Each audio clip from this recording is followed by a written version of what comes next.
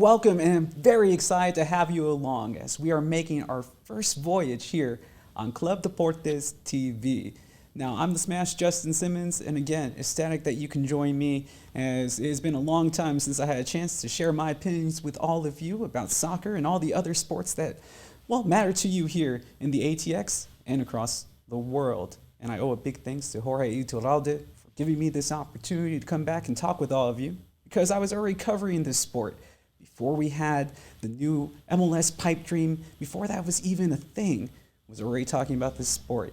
So I'm very excited to be part of the race again as we get ready to see Austin FC here in the ATX. But we have a big show here for you on this maiden voyage. I'm going to be joined by head coach from St. Edward's University, Nick Cowell. We're going to talk a little bit about Austin FC, how they were doing, and of course, they were in preseason yesterday, and we're going to talk about that. And then we're going to kind of go over Champions League. Right now it's the quarterfinals, lots of exciting soccer being had in the European ranks.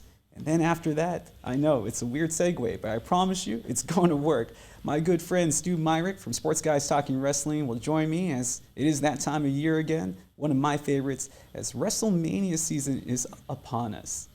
But that's all for a little bit later.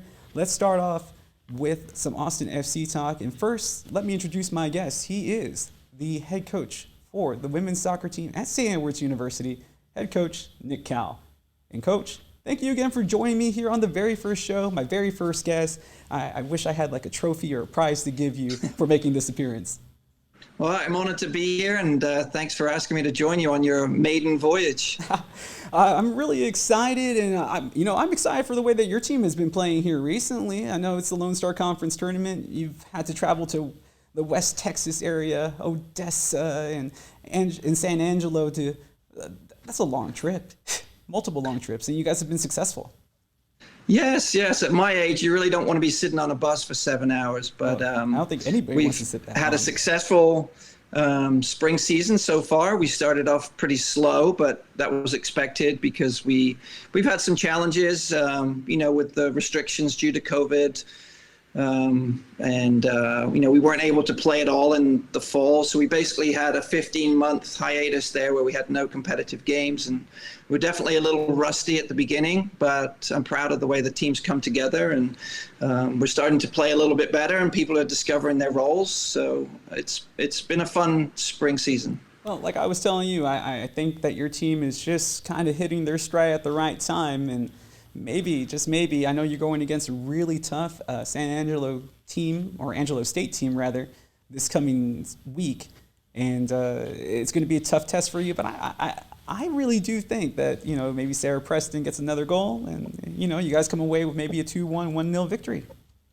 Yeah, I mean, it's soccer. It's a low-scoring sport, so anything can happen. But we haven't put any pressure on our team to win this whole spring. We've really used it as development for the fall season, and I think that's really helped our girls in terms of really the pressure has been to develop and get better every day, and I think that's really allowed them to focus on their individual and team development rather than get worried about the results. Well, Coach, I know the rest of my viewers here on Club Deportes wish you the best of luck as you and your ladies prepare for the next round in the Lone Star Conference tournament.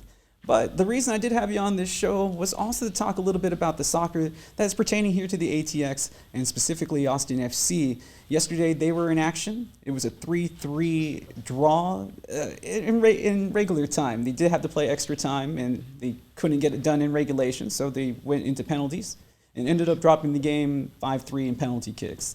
They came back from behind, didn't necessarily.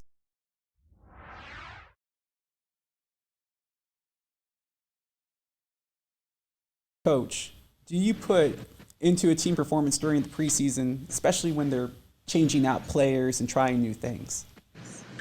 I mean, a lot of it depends on the coach's philosophy and what their thoughts are on periodization, what emphasis they have put on conditioning, on the team tactics. I think knowing Josh, he spent a lot of time trying to teach his principles of play to the guys, and watched a lot of their practice over the last couple of months and seen them improve every day.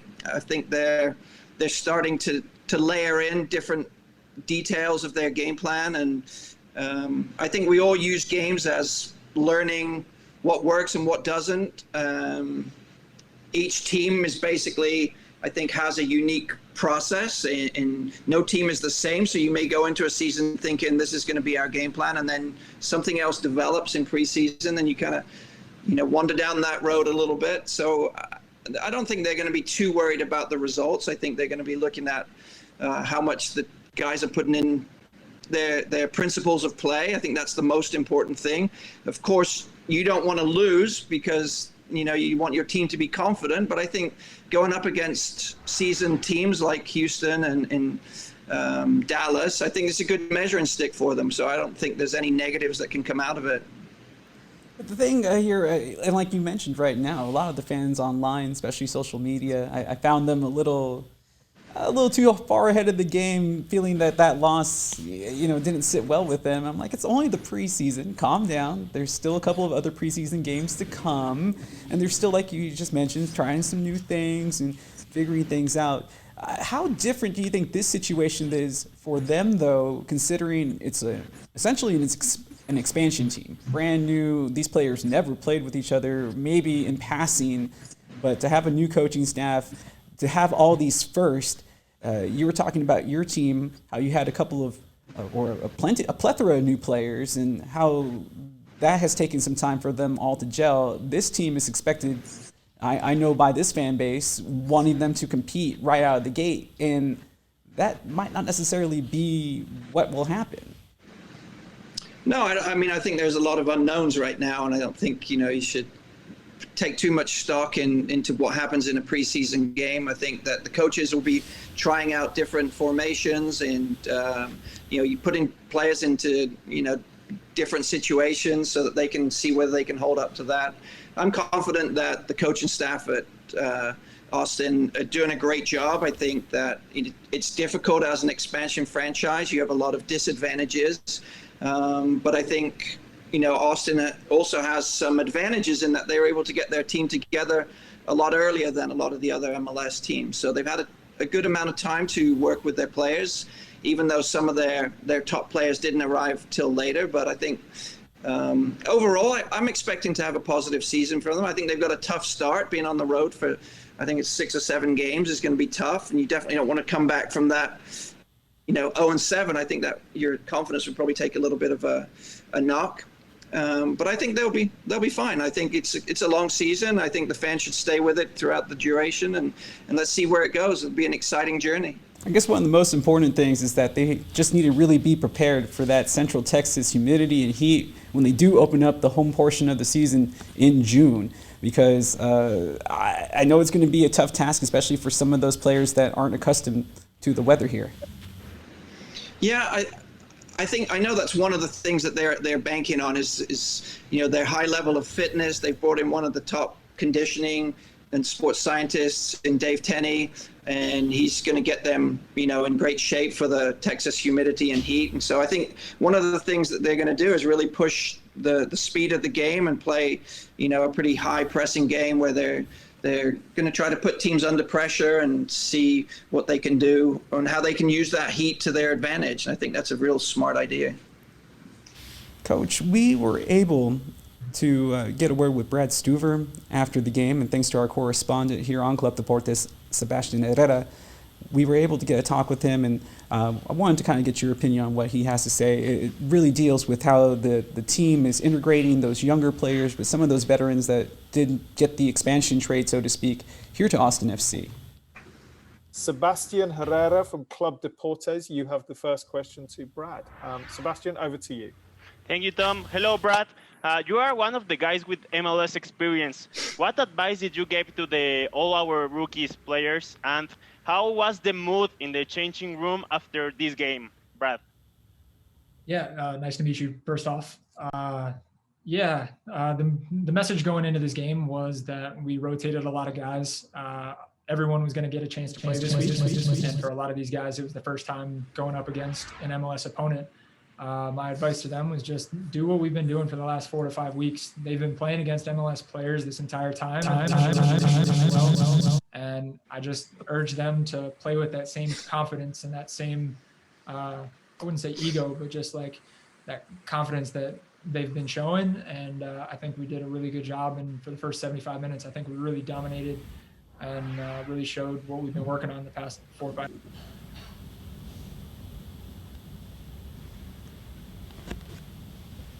Coach, were you able to get all that? No, I was not. But Okay. Well, I was just curious. Can you synthesize what he said? Well, basically, he was saying that the team, as they were coming along, with a lot of those new fresh faces, that they're still learning how to play, still trying out a whole lot of new things, especially during this preseason time, and that, you know, a little patience is to be expected as these guys get to know one another as well as the coaching staff. Yeah, I think that's a fair comment. I think that, you know, it's actually a little known fact that Brad played at Cleveland State University, which is actually where I started my coaching career. So really? We actually have a little thing in common there. That's so cool. Yeah, and yeah, I think when you look at a soccer team, it takes a long time to get an understanding between the different positions. You know, the goalkeeper needs to know what the center backs are doing. They need to know what the midfield. And there's a lot of interconnecting parts on a team, and I think there's only time and competitive situations is going to be able to solve some of those problems. So I definitely agree with what he's saying. I think from what I've seen, the team is definitely improving and they're learning all the time. I know they're responding well to Coach Wolf's coaching philosophy and his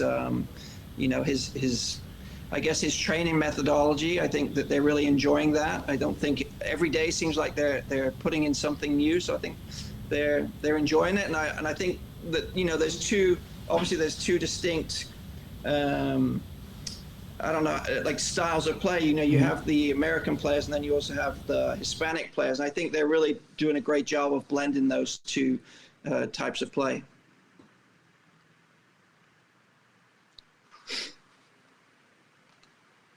I can't hear you. Sebastian Herrera from Club Deportes, you have the first question to Brad. Sebastian, over to you. Thank you, Tom. Hello, Brad. You are one of the guys with MLS experience. What advice did you give to all our rookies players, and how was the mood in the? Well, I guess we just can't get it to come on through, Coach, but I was hoping to really get your thoughts on exactly what he said. But nonetheless, you know, Austin FC, 2 more preseason matches coming up, and they're going to be this week. And then next week, they're going to start off on the road against LAFC, which is, I guess, when it comes to marketing, one of the predominant stars of MLS. How excited, and this will be the last MLS question, how excited are you about seeing this team that we've talked about for years in the making finally come to fruition and take the pitch? Yeah, I mean, I was one of the people down there at City Council way back when, you know, pitching the idea of getting a soccer team here. So it's really cool to see it happen. And I guess reality sets in now, right? We'll see how far along we are. And I think there's one thing is playing scrimmages and playing friendlies and playing against each other in practice. And then there's another thing actually going on the road against a seasoned team with a great coach that's got a great fan base. And so it'll be interesting. And I think that, you know, we should take this first few games, just see where we're at. And hopefully we'll get on a roll as the season gets going. Well, as long as the fan base like La Murga is out there and supporting them, I think that this team will do all right. If they can't find the energy, I'm sure that the fans here in the ATX will definitely inspire them going forward. Yeah, well, I mean, I just speak for me personally. I mean, I'm listo. You're listo. I think everybody's verde and everybody's listo. Coach, all right, so this is what I'm really excited about now. It is time for Champions League talk, and a lot going on, especially when it comes to the 4 games that we had as we get towards the nitty-gritty, so close to the final. Everything's starting to speed up here as the domestic seasons end, and as we get to see the big players of the European scene and arguably the best players in the world compete on this stage. As a City fan myself, extremely excited because of the way that KDB and the rest of the regulars for Pep Guardiola were able to perform in their 2-1 victory over Dortmund. I'm not sure if you had a chance to actually watch that entire match, but the thing that's really been impressing me here lately is that the English squad getting ready for Euro 2021, a player like Bellingham coming in and making his presence known off of the bat. It could have been a penalty. They called it a penalty or a foul. It looked like it should have just been played on, and that's even coming from a City fan. I think they should just play it on. But I mean, your take on that contest, just because, and you'll get to see the goal here from Kevin De Bruyne. Just, this is a team that is stacked from the starting 11 to the bench, but a team like Dortmund, they have all these young great players like Haaland coming up, Sancho. With the score 2-1 in the first leg, they're going to have to go to Germany. How do you see this playing out? Do you think Dortmund can answer the call against a team that, for the most part, everybody thinks can pull the quadruple? I was surprised that Dortmund were able to hang in there like they did. I think that they surprised Man City with their pressing, and I thought that it took Man City out of their game a little bit. Dortmund's obviously a talented team, and this is something that they're really emphasizing right now in their season. I think it's really important to them. So they're a very dynamic team. They can score at any time. So Man City will have their hands full there, but it might even play into Man City's hands with Dortmund having to kind of open up a little bit, and Man City's always good on the break. So I think Man City will be victorious overall. I think, but I think they were surprised a little bit by the level of Dortmund's play. I'm glad that you're confident, because as a City fan, never confident about their ability to play in the clutch, if you will say, if you would. Pep obviously has never won Champions League without Leo Messi on his squad. And you were talking about with Austin FC, this can be a complicated game, but the man who's apparently a grandmaster at tactics sometimes seems to overcomplicate things. And I feel that could be very detrimental to the performance of City, especially going on the road, because the way that they gave up that initial goal was because of a mistake in the back line, just because he likes to be able to play through the back, or out the back rather. And I'm just concerned that no matter how good Laporte is, or John Stones, the season that he's having, I mean, Ruben Diaz, who was out on the pitch, did struggle going against one of the top soon-to-be signees in all of Europe in Haaland. I think it's easy for us to sit back and criticize. I mean, people criticize Jurgen Klopp for his lineup for Liverpool. And we're going to get to him in here in just a bit. Yeah, and so far be it for me to criticize Pep Guardiola and his decision making. I think it's easy to look at it after the fact. It's like when you're analyzing the game and what you think will work, I think there's a lot of different things that might work. There's always things that can go wrong, and just because it goes wrong doesn't mean it was the coach's fault. I think that's the natural way to look at things, but I think that there's thousands of things that can go wrong in a game, and sometimes I think the coach gets criticized wrongly for something that happens. Not that they shouldn't be criticized sometimes, but I think that sometimes it's a tough thing. You're playing against the best players in the world, and any of those players can do good things. So, but I don't think anybody really should be criticizing Guardiola about his decisions. Let me ask you one final question here on City.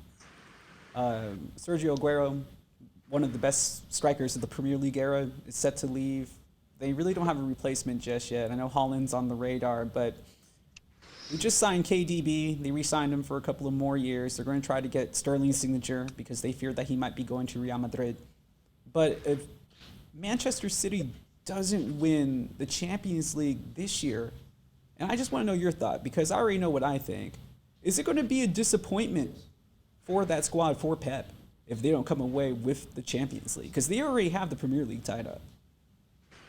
Yeah, I mean, they've been in this situation before where they take their foot off the gas in the Premier League and it affects their Champions League form. I think you have to play on the edge every day, and I think that competitiveness in the Premier League has obviously helps them in one way, but I think because they're so far ahead in the league, sometimes it's you can't just take your foot off the gas in one league and then keep it on the gas in another league. I think you kind of have to keep that going. So I'd say that is a negative for them, but the positive for them is that they can rest some players and they should be fully fit for the Champions League game. So I know that they're definitely the favorites for the Champions League. I think that they're pretty clear favorites.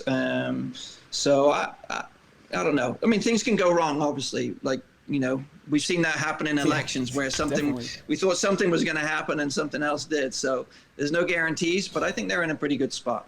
Coach, we're running out of time here, but let me wrap up with you. Just let me get your thoughts, especially on Liverpool. I know it wasn't the best match. Trent Alexander-Arnold, he was just getting torn up in the English press from what I was seeing. And it didn't go very smooth in that 3-1. As you get a good look at the scores here, 3-1 victory for Real in the first leg. Second leg in Anfield, though, do you think Liverpool, without Van Dijk, they're going against a Real Madrid team that's missing Varane, that's missing Ramos due to injury, and still they didn't have enough firepower to get it done? I mean, Liverpool could win 2-0. I think that's well within their grasp. Like, it could happen. But I think Liverpool's defense is going to have to play a lot better in order to get a shutout against Real Madrid. So it seemed like, if you give the Madrid midfield time on the ball, you can't play a high line like Liverpool want to play. And so they got to figure some things out about how they're going to play, whether they're going to pressure their midfield, whether they're going to drop a little deeper. It'll be interesting. The Champions League two-legged games are always a little bit of cat and mouse. It's a very tactical game, and it'll be interesting to see what happens. How do you feel about, and we have a little bit more time, Coach, how do you feel about the Real Madrid midfield? They're an aging group, but I mean, Luka Modric is coming off of one of his best performances of a lifetime from the World Cup just a couple of years ago. Toni Kroos, the pass that he made to Vinicius Jr., my gosh, just an amazing. He still has all that skill. And Casemiro still Casemiro. So, they're getting it done from the midfield despite being a little long in the tooth, so to speak. Zidane seemed to have been on the hot seat for Real Madrid all year. You think this performance that they're having in Champions League with Karim Benzema hot now is kind of taking the heat off of his coaching seat? One thing we know with Real Madrid is that they're, they take the Champions League seriously. They can have a so-so La Liga performance, but they're always going to come out ready to play in the Champions League. So I think this is something that they're very proud of their record in the Champions League, and with the midfield playing like they did in the last game, I think it's going to be tough for Liverpool. I think Liverpool really missed Firmino up top. I think they weren't as able to press, and it just seemed like they were a little disjointed and didn't seem like they had a clear idea of how they were going to stop Madrid. So I don't know. Liverpool could easily win 2-0, but I could also see them, maybe winning 2-1. And I don't see Real Madrid not scoring. Yeah, so you basically see them advancing from here on out. That game's on Tuesday. We'll have another show after that, so we'll find out. But you think you're leaning towards Real? I think so. I think Real's, one of the favorites. I think Man City's a clear favorite. Then I think Real, Chelsea are pretty much already through, so they're probably another one of the favorites. I like how you can say that with no stutter. I'm just like, are they really favorites? I don't really feel that confident in City's defense, no matter how much better it's gotten over time. There's just, Walker, if he's playing right back and it's not Cancelo, sometimes he can go rogue and he's out of position. Little things like that scare me.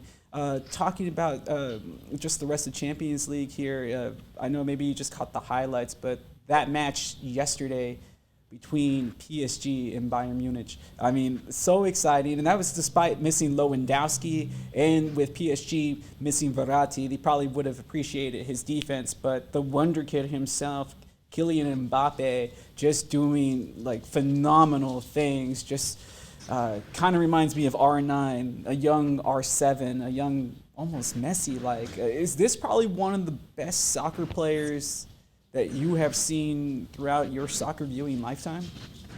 Absolutely. it's just proof that, speed is such an asset for especially for forwards and outside players. And I think that he has got he's obviously got pace to burn. He's probably close to an Olympic level sprinter, and I think he's also got the technique and the calmness and composure to finish chances. So yeah, he's got it all.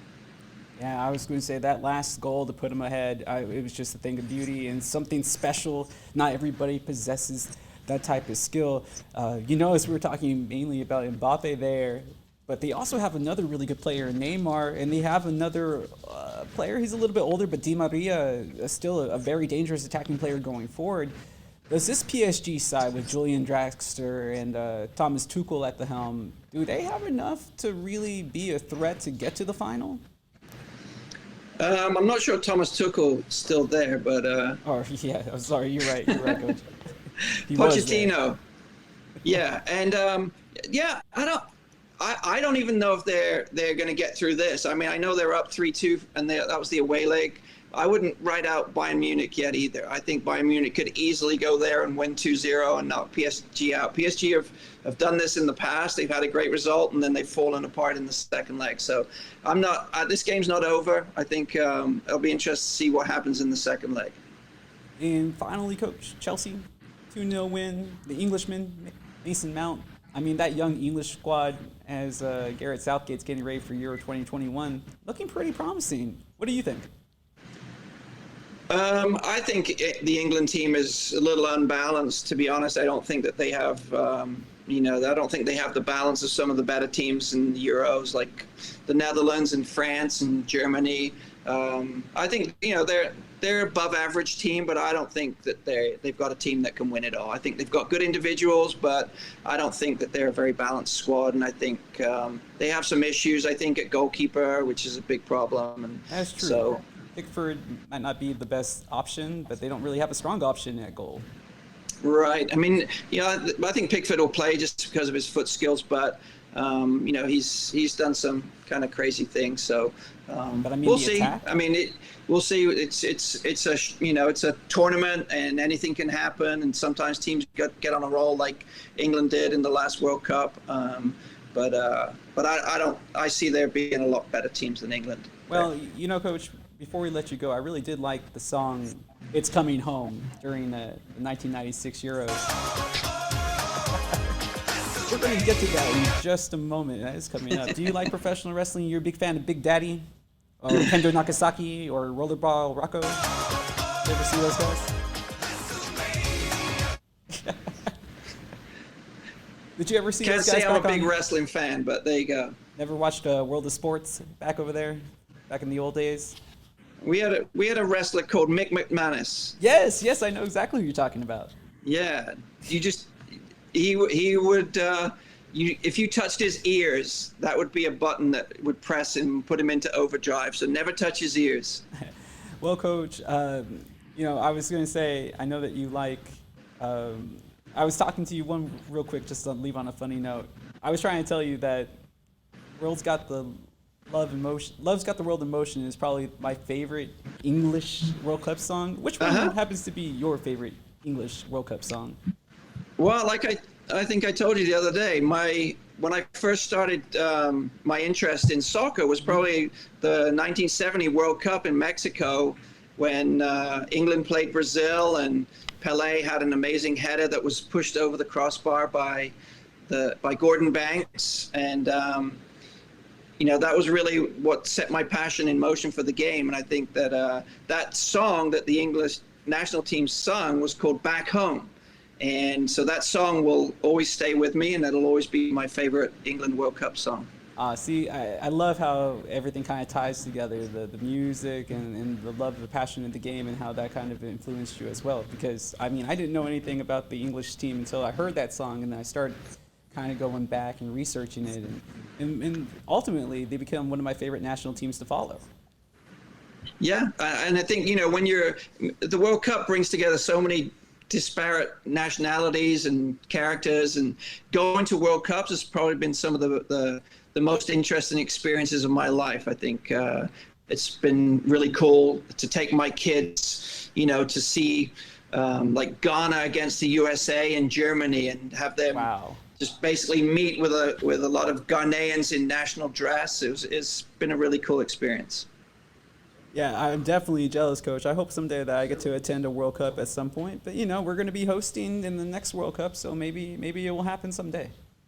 2026 can't come quickly enough. No, it can't, Coach. Coach, again, I really appreciate you joining me here on the very first show. It was great talking with you. Hopefully, you and your team can pull off another W on the road and get to the conference championship. I know it's an uphill battle, but hey, like you said, anything can happen on any given day at the pitch. Well, I appreciate your words, and good luck with the show. I think you started off really well. Some great wrestling music there. And, Nah, Coach, without hopefully you... I'll come back in a year's time when you've really got it going. No, I hope to have you on again as Austin FC progresses throughout the rest of their season, and then we can come back and talk about how we foresaw things before the season started, and we can catch up again to see how the season's been progressing. Well, next time I come on, I'm wearing a wig because I'm kind of... Come on, Coach, man. I can't compete with your swagger, and you already know it, man. He's head coach Nick Cowell for the women's soccer team out of St. Edward's University. Thank you again for being my first ever guest. I promise you the trophy and the paycheck is in the mail. Sounds good. Take care. Thank you again, Coach Cowell. Coach Nick Cowell, everyone, here on the first show of Club Deportes TV. So you heard some of that WrestleMania stuff going on in the background, and that only means that it is one of my favorite times of the year. And yes, I understand, sometimes you may be wondering, is it a sport? Isn't it a sport? Well, it is sports entertainment. And one of the best things about professional wrestling is that it kind of combines generations throughout.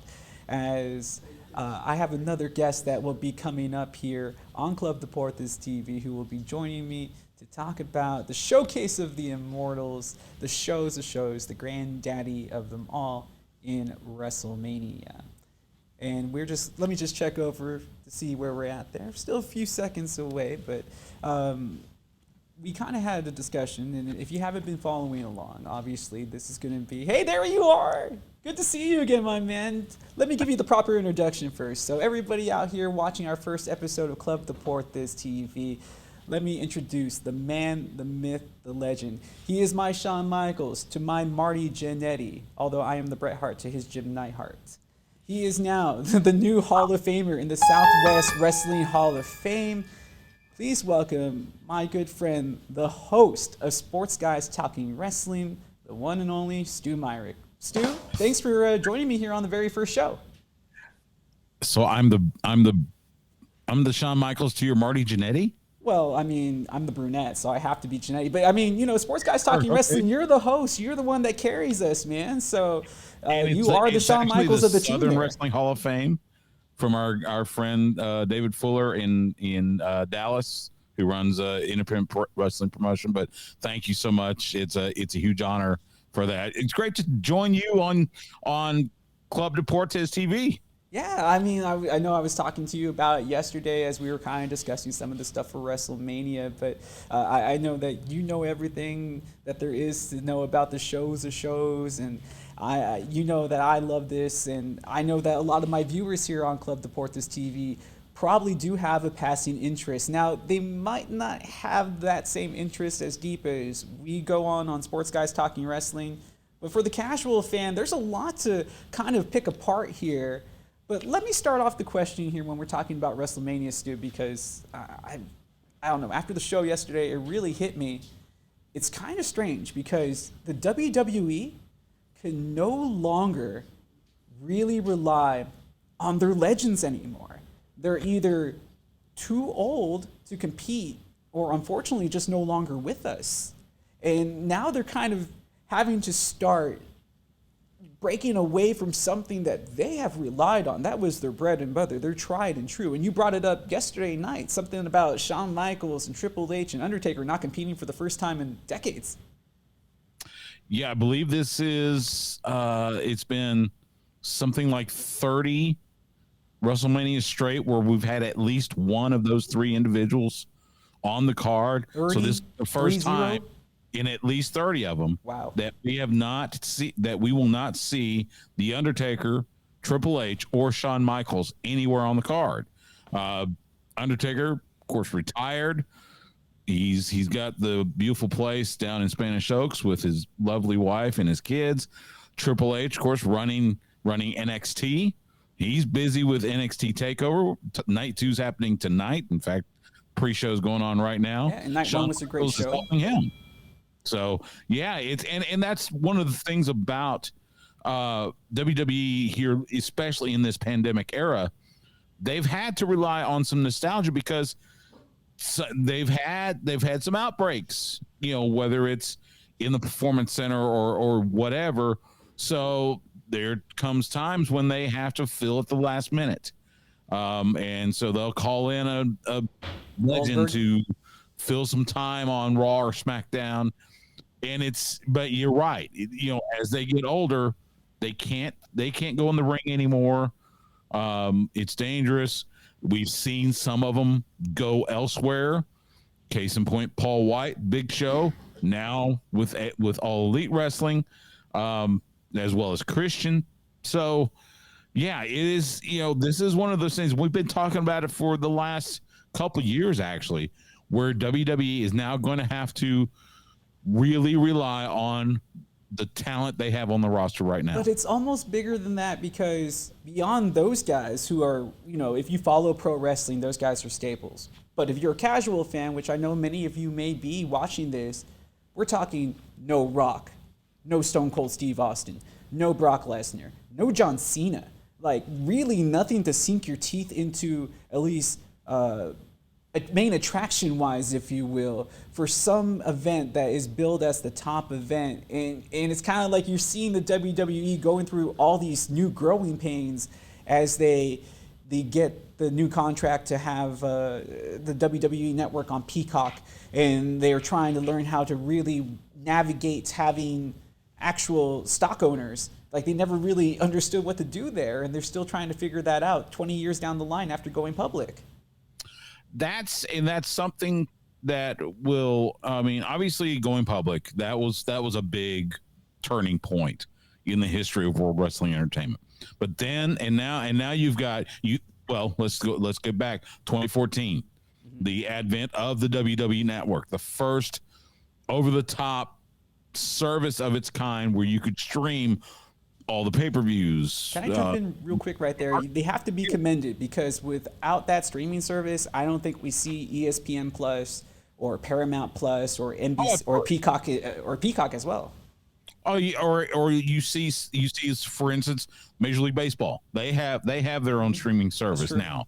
In fact, when WWE Network started, they piggybacked on the technology and on the servers that were used to bring forward the Major League Baseball streaming service. So that was in 2014. It as innovative as it was, it didn't grab the subscriber count that they thought it would. They were thinking it was going to be, at least a couple million right off the gate. It took them at least 7 years just to get to 1 million. So the surprise that NBC Universal pays $1 billion with a B to purchase the WWE Network, to put it on their Peacock streaming service, is absolutely mind-blowing. Then again, Fox paying $1 billion over 5 years to air SmackDown on the Fox network is mind-blowing. We're seeing the TV rights. This is comparable to what we see in sports, whether it's the NFL, NBA, Major League Baseball. So it's it's going to be different. It really is. Stu, let me ask, let me say this real fast. It is funny because you know how I am about having to pay for new services. I was like, I'm never going to pay for Peacock. I refuse to pay for Peacock. But finally, it's actually come in favor for me, because now I don't have to spend $9.99 on WWE Network and spend money on Peacock, because now I get both my Premier League games and my wrestling content all on one service. That's right. But, absolutely. It's great. And like I said, I've got it on the screen now. In fact, my good friend Arish Markazi, who works in Los Angeles as a sportscaster, he's doing the WrestleMania or the NXT Takeover pre-show. Nice. But that's it's going to be good, because, like, for instance, when I go on to watch, say, the PGA, or I go watch IndyCar, which NBC runs, you'll get that on there as well. I know that they're going to run some of the Sunday Night Football with the new NFL package. some of the Sunday Night Football games will be streamed on Peacock.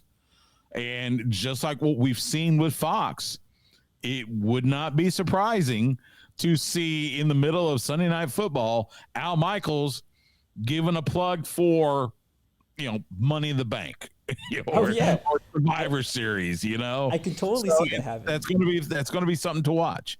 Yeah, the one thing though I will say is that I am going to miss like all of the network content that they probably won't replace. I know they're going to rewrite their WWE history, and that's going to be sad because it was such a valuable tool of research and just kind of going down those rabbit holes late at night. You start on one match and you just kind of move on through like 40 others from different times and eras. That's one of the good things about the WWE Network is they brought in a lot of the archives. They bought the libraries, whether it was for Mid-South Wrestling, which is what I grew up with back in the early 80s, World Class Championship Wrestling, which if you're a wrestling fan in the state of Texas, you watch World Class Championship Wrestling, the Von Erichs, the Freebirds, and you saw those cards. You saw the Parade of Champions when Kerry pinned Ric Flair for the NWA World title. A lot of that stuff, we'll see how much of it makes it over to Peacock. We do know that Peacock is going through a lot of the WWE archives because there are certain things that obviously didn't age well. The things that they did 20, 30 years ago might not be, shall we say, politically correct now.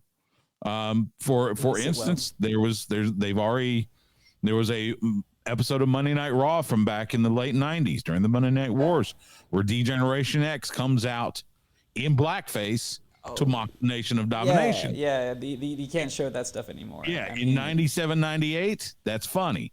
In 2021, it makes it cringe a little. I don't know if it was accepted then. I mean, it probably should have never been acceptable, but it's just one of those things that flew back different then. Day, different time.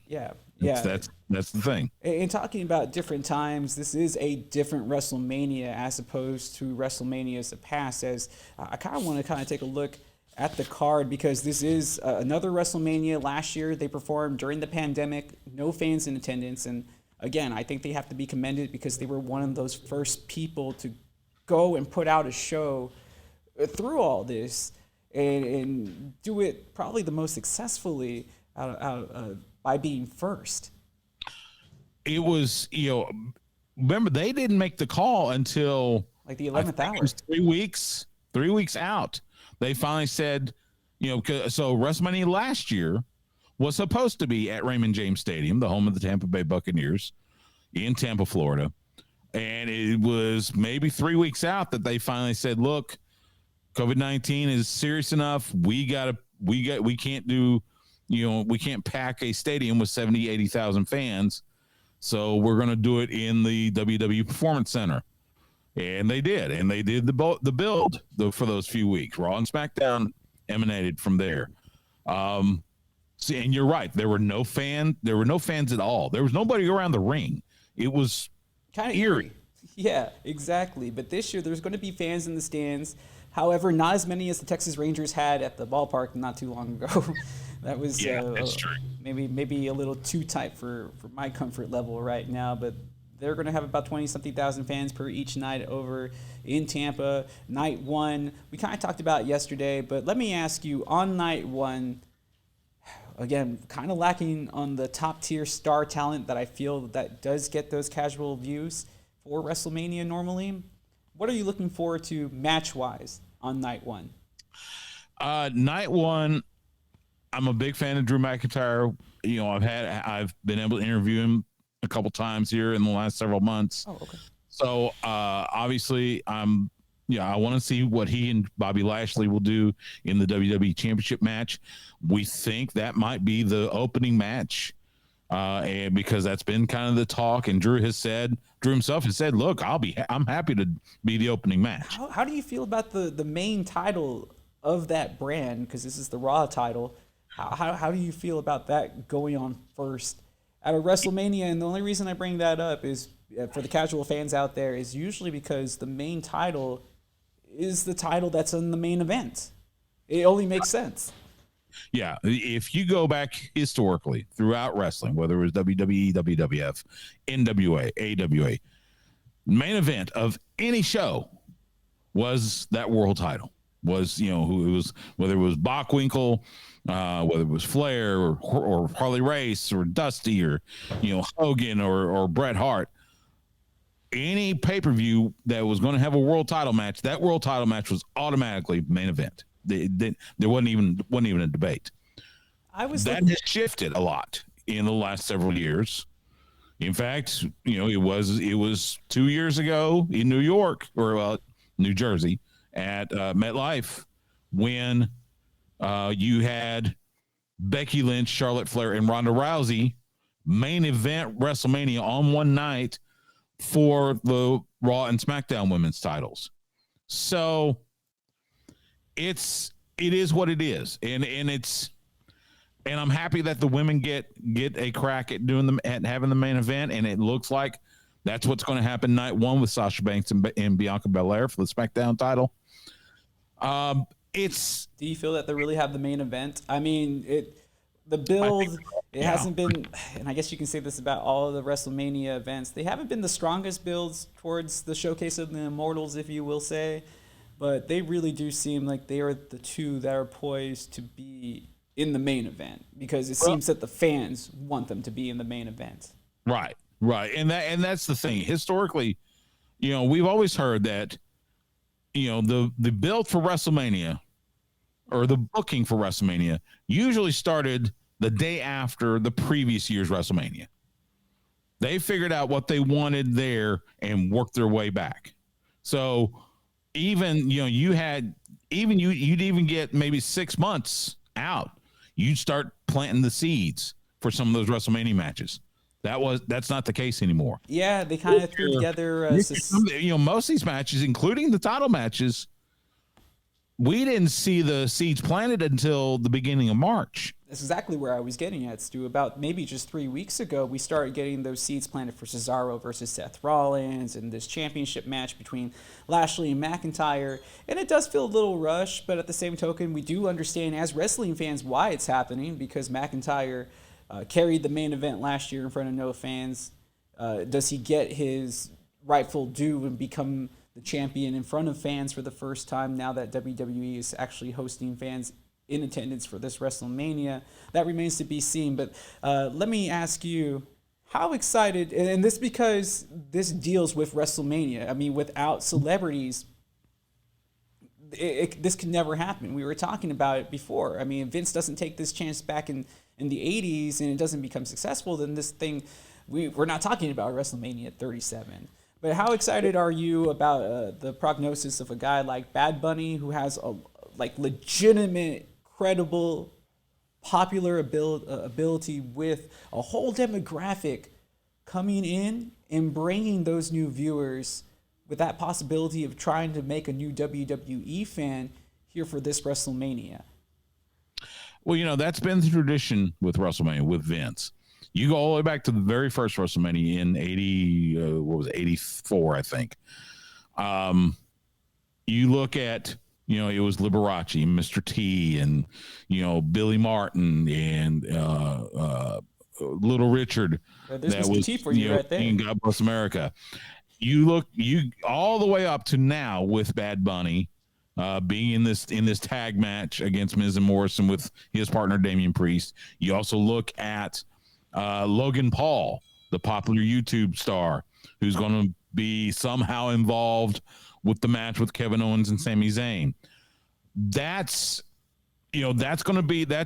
been a hallmark of WrestleMania, is the celebrities that are involved. Now, it's only been in the last few years that you've seen celebrities actually compete in the ring. And, you know, from everything we hear, you know, Bad Bunny's been training at the Performance Center. He is taking it seriously. The trainers there are impressed with him.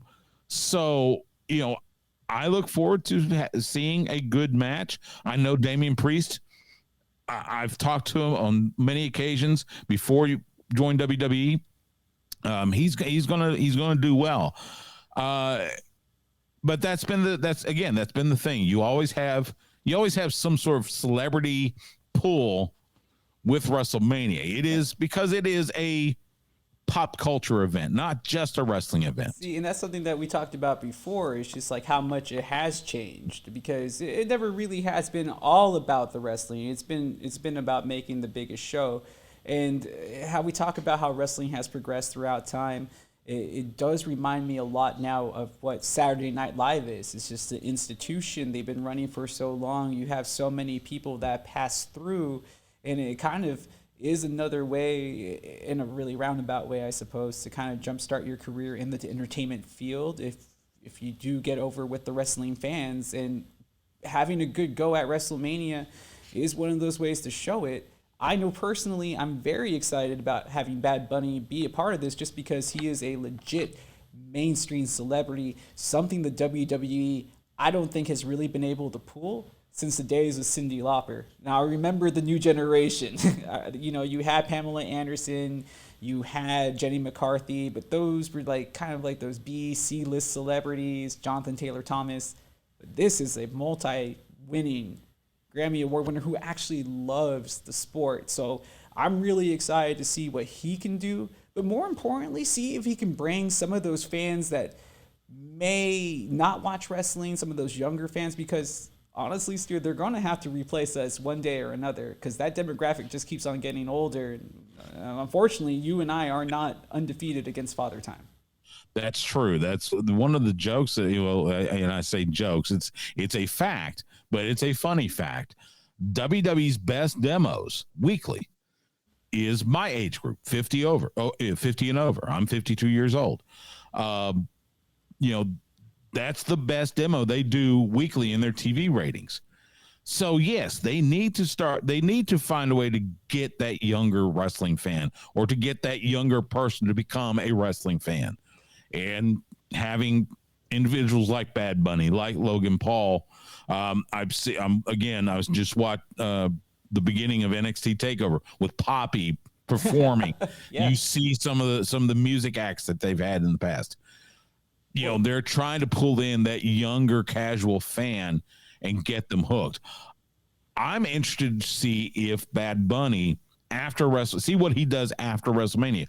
Does he stick around for a little bit? Does he, make kind of a regular pop in every now and again when he can?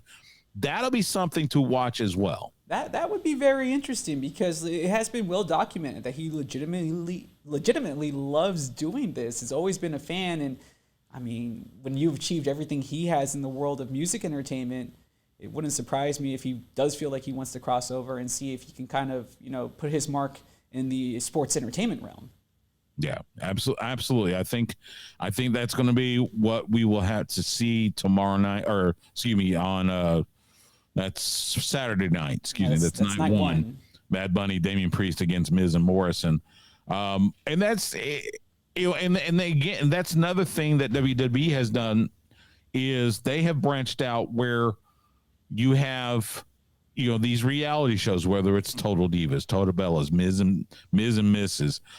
We now have, Dwayne Johnson, The Rock, doing the Young Rock series. I love that show. So funny. Which is, it's a great show, and it tells the story, which we've heard some of it. We know how he was around, Andre and Junkyard Dog and Macho Man and Iron Sheik, of course, his uncles, the Wild Samoans. Seeing the young lady that plays his mother on the show. I had a chance to meet Ata, the mother of The Rock, a few years ago. Couldn't be a nicer woman, just absolutely sweetheart. Yeah, I mean, but that's the way that Vince has positioned himself to try and garner some of that casual fan, because a lot of people say, and I've talked to people like Jim Ross, who say Vince does not want to be known as a wrestling promoter. He wants to be known as an entertainment mogul. And it's simple as that. Well, we'll see. I mean, he gets closer and closer every year. If he gets to stick around to kind of see that all come to fruition, more power to him. Like we mentioned before, it's kind of difficult to tell the guy who built the empire that he's doing stuff wrong, because he just keeps on falling upward, not downward. Well, I don't think it's a matter of telling he's doing it wrong. It's just, for those that, may not agree with how he does things, because there are going to be critics. There are critics all over the place. Look, Vince built an empire. He stepped on a lot of toes to do that. You go back to the 80s when he was, poaching all the talent from the Mid-South and the Jim Crockett Promotions and World Class and Mid-Atlantic and everywhere, and forcing those territories to shut down because they had no talent to do their shows. Stu, I'm starting to run out of time here. Let me just ask you very quickly. Night 2 is coming up. I know you had a chance to talk with one of the major players on Night 2, Alexis Bliss. What are your thoughts about The Fiend and Randy Orton? I knew you'd ask me that. And if you will, please be so kind to tell our viewing audience that I definitely called Crispy Fiend. You call him Crispy Fiend. We've called him Crispy Fiend. I say he looks like if an Ewok. But I called everything. The mask. They're even selling the masks now. I told you he was going to come back as like a burnt I know. skin and look, everything. I get that. I know. I know that people love it. Well, let me back up. We think people love it. Now, this will be the first opportunity to truly find out, because it'll be the first time in over a year that WWE will do a show in front of actual fans, and a lot of actual fans. So I'll be interested to see what the reaction is. It does nothing for me. I'm not interested in that storyline. And I like Alexa Bliss. Mm-hmm. I think Randy Orton is a fine wrestler. I think Bray Wyatt's a fine wrestler. Very quickly, since you're not too interested. The horror movie thing, it's not me, but I know it entertains some others. Okay. I had to ask. Let me ask you last question, because we're running out of time. Triple threat match: Roman Reigns versus Daniel Bryan, versus Edge. Does that move the needle for you here? Are you really looking forward to what potentially will be the closing show of WrestleMania weekend? It's kind of funny. Edge, was brought in as the returning legend, wins the Royal Rumble.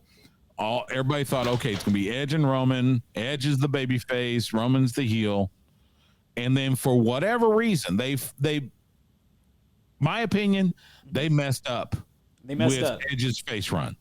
So they had to fix the main event. How they fix it? They turn Edge heel and they put in Daniel Bryan as the baby face. You think this crowd's going to be okay with Daniel Bryan losing in the main event at WrestleMania? Because he seems like he's going to be the one that's poised to take this pin.